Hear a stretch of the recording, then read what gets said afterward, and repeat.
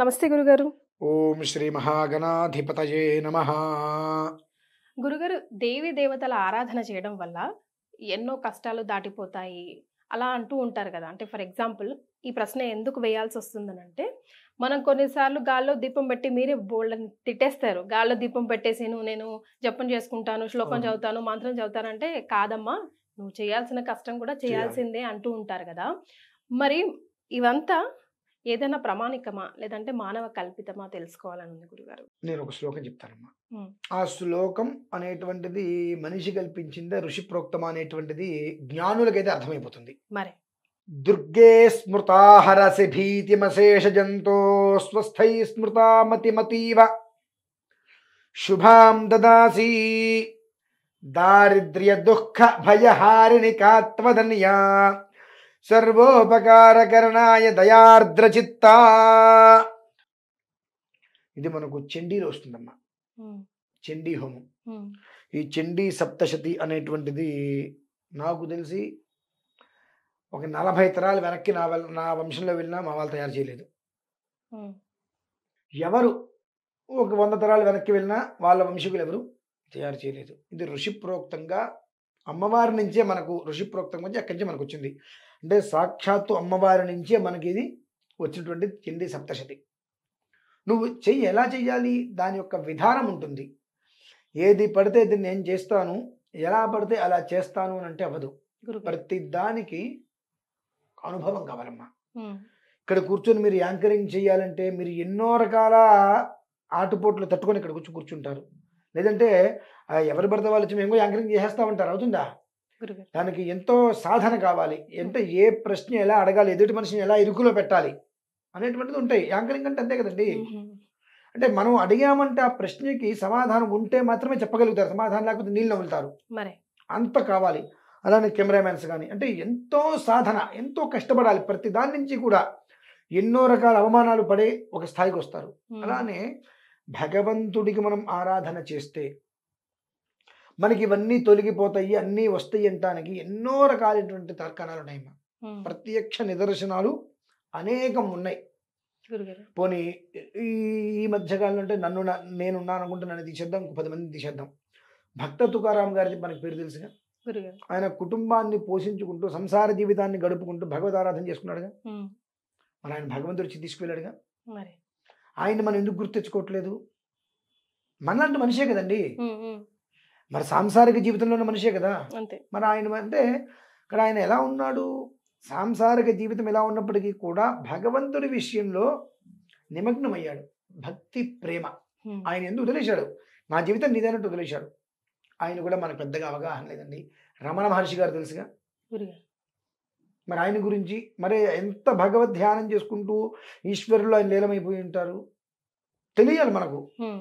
తర్వాత మనకు తాడేపల్లి రాఘవనారాయణ శాస్త్రి గారు అని చెప్పి హ్మ్. ఉన్నారు. ఇక్కడ చందోలు.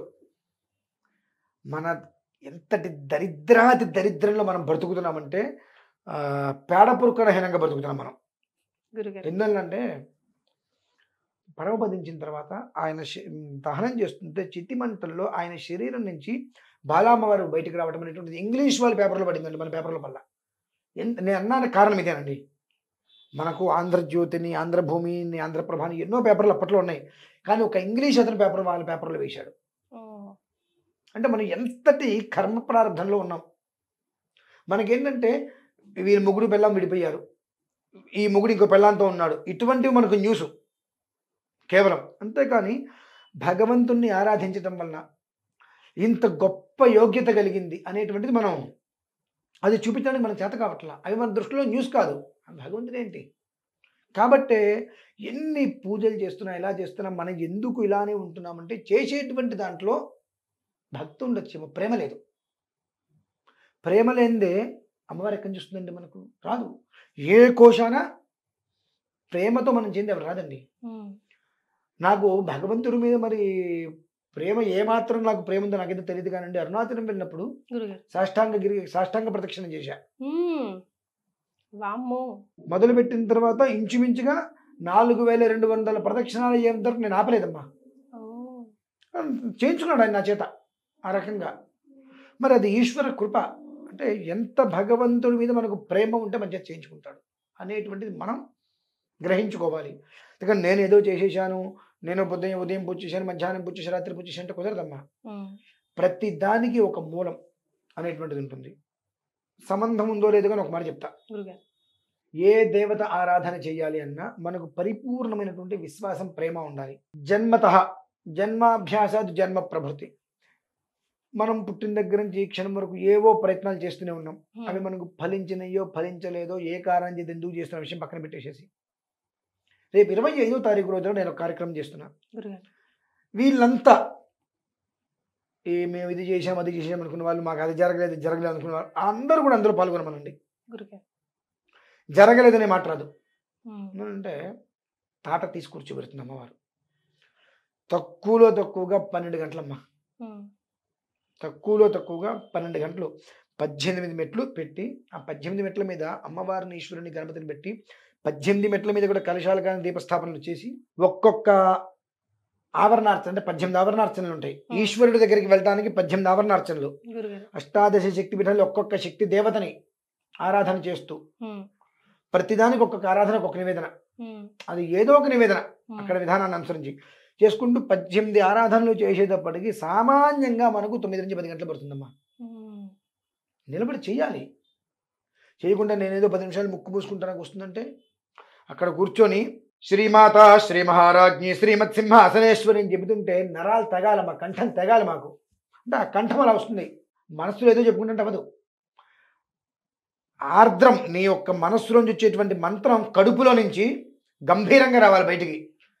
అక్కడ కూర్చుని మొదలు పెడితే రోగానశేషానపహంస దుష్టారిష్టాతుకామాను సకలానభీష్టాను త్వామాశ్రితానాం విపిన్నరాణాం త్వామాశ్రితాః హ్యాశ్రయతాం ప్రయాంతి సర్వా బాధా వినిర్ముక్తో ధనధాన్యసుతాన్వితః మనుష్యో మత్ప్రసాదేన భవిష్యతి న సంశయః.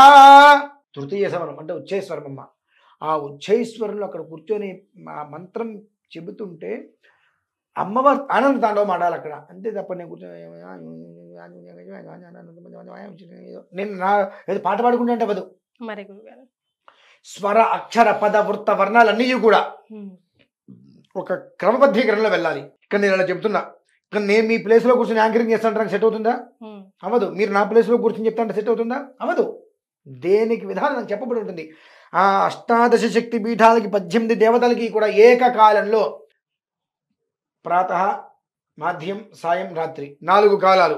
గురుగారు ఉదయము, మధ్యాహ్నము, సాయంత్రం, రాత్రి ఈ 4 కాలాలు ఎందు ఏకకాల సమీకృతంగా సమానకృతంగా తీసుకొని ఉదయం నుంచి రాత్రి వరకు మొదలుపెట్టి పూర్తి చేసుకోగలిగితే అష్టాదశ శక్తి పీఠాలకి 18 కలశాలకి కూడా అష్టాదశ శక్తి పీఠ 18 పీఠాధిపత దేవతలకి ఆరాధన చేసుకొని ఈశ్వరుడికి 1,00,000 రుద్రాక్షలతో అభిషేకం అనంతరం అగ్నిహోత్రంలోకి దిగి హోమం చేయటం తేలికైన విషయాలు కావండి. ఏదో నేను ముక్కు మూసుకుంటూ కూర్చుంటా అంటే అవ్వదు. తేడా వస్తే అగ్నిహోత్రుడు ఒక్క క్షణాల్లో ఆవహించేస్తారు మొత్తం అంతా. బయటికి రాలేం కదండి. ఎన్ని ఇయర్స్ నుంచి చేస్తున్నారు గురుగారు మీరు ఇది? ఇది 16 సంవత్సరం ఇంచుమించుగా 16 సంవత్సరాల నుంచి అగ్నిహోత్రంలో దిగి కూర్చుంటారు. ఎంత శక్తి మనం సంపాదించాలి. లొట్టపిచ్చులు అలా కబుర్లు అని చెప్పి చాలా మంది చెప్పేస్తారు. ఈయన ఎట్లా ఆయన ఎట్లా అని చెప్పి. మాట్లాడేవాడు వచ్చి నా దగ్గర కూర్చుని అతపడి దిగాలి. చచ్చిపోతాడు వెంటనే. ఏం లేదు, ఆ లోపల దిగి అంత వేడి ఆ పరిసరాలు ఉండే వాళ్ళు కూర్చోలేరమ్మా. నేను చూసాను వీడియోస్ చాలా. ఆ పరిసరాలు ఉండే వాళ్ళు కూడా దగ్గర కూర్చోలేరు. ఎందుకంటే అంత వేడి మనకి తగ్గ ఉండదు. ఆ వేడి ఉండదు ఎక్కడ. మరి అంత దేవతారాధన చేసిన తర్వాత ఈశ్వరుడికి రుద్రాక్షలతో అర్చించిన తర్వాత అగ్నిహోత్రంలో దిగి ఆ హోమం పూర్తి చేసుకుని అమ్మవారికి మహామంగళహారతి ఇస్తే ఆవిడ ఎంత తాండవం మారుతుందమ్మా. ఎంత తాండవం మారుతుంది చెప్పండి. అష్టాదశ పీఠాలను అధిష్ఠించు ఆదిపరాశక్తి మహాకనక దుర్గా అని మనం ఒక పాట కూడా విన్నాము. పాటలేవి కూడా సరదా కోసం రావుంది. కొన్ని మూలాలు ఉంటాయి. ఒక్కొక్కదానికి ఒక్కొక్క మూలం ఉంటుంది. ఇందాక మన శ్లోకంలో కూడా దుర్గే స్మృతాహరసి భీత్ అని చెప్పుకున్నాం మూలాది దేవతగా. ఆ విధానాన్ని అర్చించినప్పుడు ఎందుకు పోవమ్మా ఇవన్నీ? కట్టికి దారిద్ర్యాలన్నీ కూడా దుష్కృతం అయిపోతాయి. మరి అంత ఆరాధన అనేటువంటిది ఎలా చేయాలి? నువ్వు తప్ప నాకు ఎవరు లేరు తల్లి. నాకు వేరే ధ్యాస లేదు. నేను ఏ కష్టపడుతున్నానో నాకు తెలియట్లా, కానీ నేను పడేటువంటి కష్టంలో నాకు ఫలితం దక్కట్లా. ఏ రకమైన దోషం ఉందో నాకు తెలియట్లా.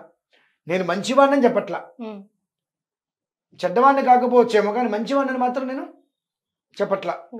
ఎందువలన కోపమో తాపమో ఒక మనిషిని నేను హింస పెట్టుంటా, నన్ను నేను హింస పెట్టుకుంటా, నన్ను నమ్మిన వాళ్ళని కొట్టుంటా, తిట్టుంటా, ఎవరో ఒకరిని ఏదో ఒక రకంగా నా కుటుంబ పోషణ కోసం ఏదో ఒక హింస పెట్టుంటా, ఎవరో ఒకరిని. వాళ్ళు ఎవరిదైనా ఉసురు నాకు తగులుండొచ్చేమో, కావాలి నేను హింస పెట్టుండకపోవచ్చు. నా ఉద్యోగ ధర్మం, నేను ఏదో ఇబ్బంది పెట్టాల్సి వచ్చింది. నేను బ్యాంకులో చేస్తున్నా, అతను ఈఎంఐ కట్టకపోతే అతని ఇంటికి వెళ్ళి నేను గట్టిగా వార్నింగ్ ఇవ్వాల్సి వస్తుంది, జప్తు చేయాల్సి వస్తుంది. అది నా చేయకపోతే నా కుటుంబం రోడ్డు మీద పడుతుంది. ఆ రకంగా నేను చేసే ఉద్యోగ ధర్మంగా నా మీద వాళ్ళు ఏమైనా ఉసురు పడిందేమో నాకు తెలియదమ్మా. ఇటువంటివి ఏమున్నా ఈ రోజుతో నన్ను పూర్తిగా అందులో నుంచి బయటపడాయి అనే విధానంతో వచ్చి కూర్చోమనండి.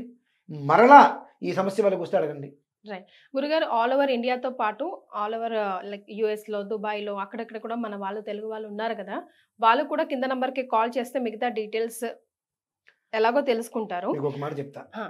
నాది ఇంకో చిన్న అనుమానం గురుగారు, అదేంటంటే రుసుము చెల్లించి రకరకాలుగా దేశ విదేశాల నుంచి ఎంట్రీస్ తీసుకుంటారు కాబట్టి మరి వాళ్ళకి మనం మహాప్రసాదం లాగా ఏమైనా పంపించడం జరుగుతుందా? రక్ష ఖచ్చితంగా ఇస్తామమ్మా.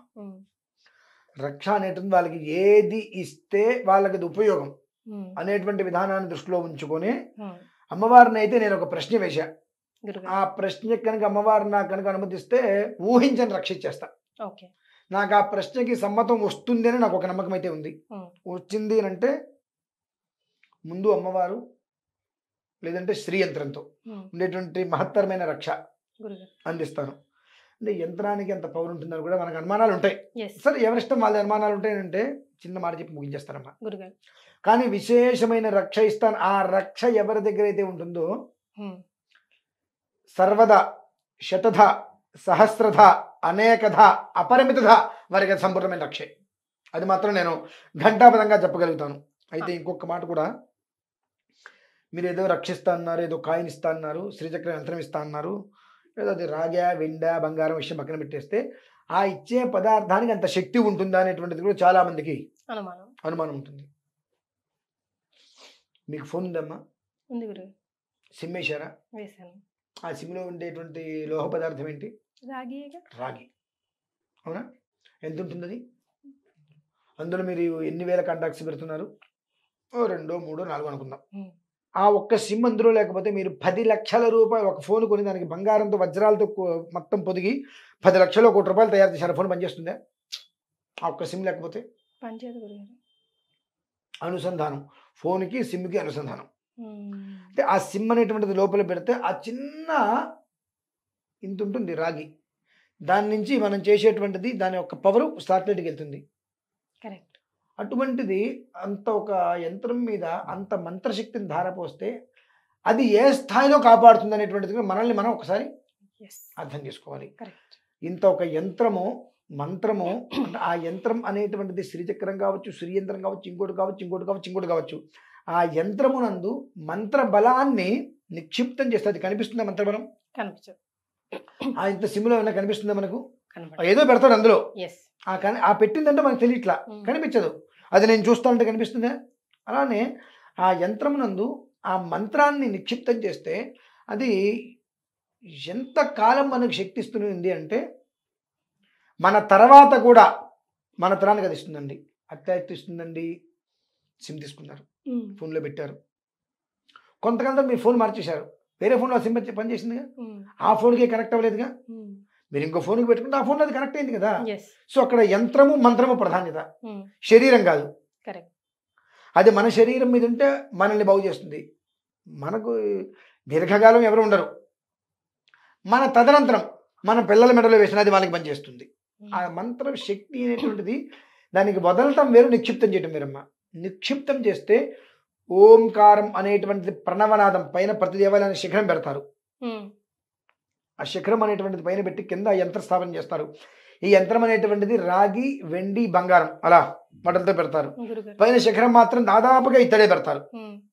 ఇక్కడ రాగి కానీ, వెండి కానీ, బంగారం కానీ ఆ ఒక మూర్తి కింద యంత్ర ప్రతిష్ఠ చేసిన తర్వాత ఆ మంత్ర ఎప్పుడు కూడా ఆ ఆలయంలో శబ్ద తరంగాలు వస్తూ ఉంటే ఓంకారనాదం అనేటువంటిది ఏ రకంగా అయితే కనుక ఈశ్వరుడి దగ్గర కూర్చునో అమ్మవారి దగ్గర కూర్చునో హనుమంతుడి దగ్గర కూర్చునో మనం ఆరాధన చేస్తూ ఉంటే కొన్ని వేల రెట్లగా అది శక్తిని తీసుకొని పైన ఉండేటువంటి శిఖరం నుంచి ధ్వజస్తంభం కింద మళ్ళీ యంత్రము, ఇక్కడి నుంచి దేవుడి దగ్గర యంత్రం, ఈ సర్క్యులేషన్ అవుతూ కూడా శబ్ద తరంగాలుగా మొత్తాన్ని కూడా కాపాడుతూ ఉంటుంది.